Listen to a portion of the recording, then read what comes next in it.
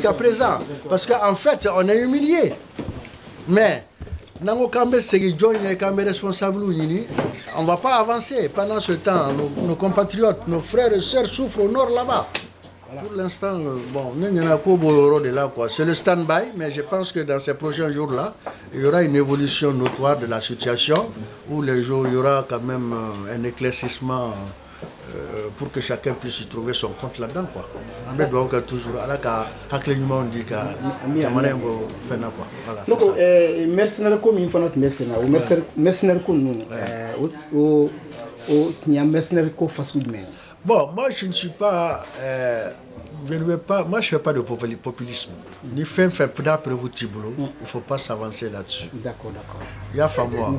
Ben, ce qui est sûr quand même, armée kono, fando de doin attaquer quoi. Alors que, bon, Amadou, si réellement il était vraiment patriote, il n'aurait même pas dû donner sa démission. Et il n'aurait pas dû quitter le pouvoir. Il m'a fait moi. Il a fait moi. Mais même si c'était sous pression, il n'aurait pas dû quitter le pays. Quand on s'engage militaire, on s'engage pour mourir. Hein. Et mourir avec l'arme dans la main. L'arme à la main. Et c'est pas comme ça comme il a eu à faire. Hein. Moi, c'est là où je le blâme. Non, c'est-à-dire qu'il faut voir les circonstances. Amadou ne s'attendait pas à un coup d'État. Mais gouverner, c'est... Et deuxièmement... Non. Je ne vous interromps pas. Gouverner, c'est prévoir. Amadou, en moins d'un mois, devait s'en aller.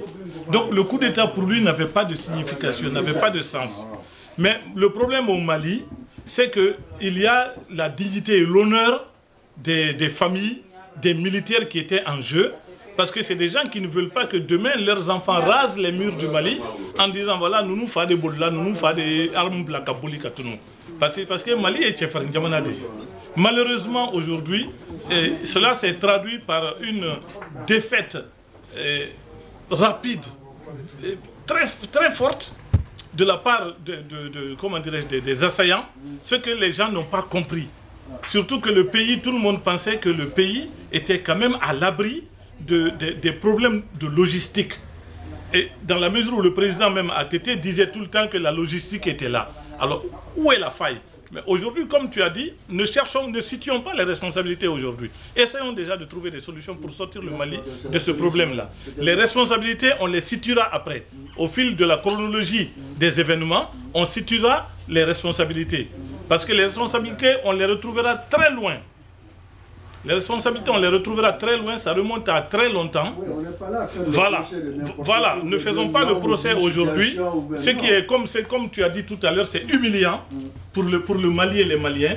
Essayons de trouver une solution rapidement, parce que les complicités sont très profondes. Quand on voit les rebelles et leurs représentants se pavaner dans les rues de Paris, en train de prendre la parole sur des antennes de radio, on leur demande comment ils sont financés. Ils disent que c'est les révolutionnaires qui financent. Quels révolutionnaires? Comment ils font pour avoir tous ces moyens financiers?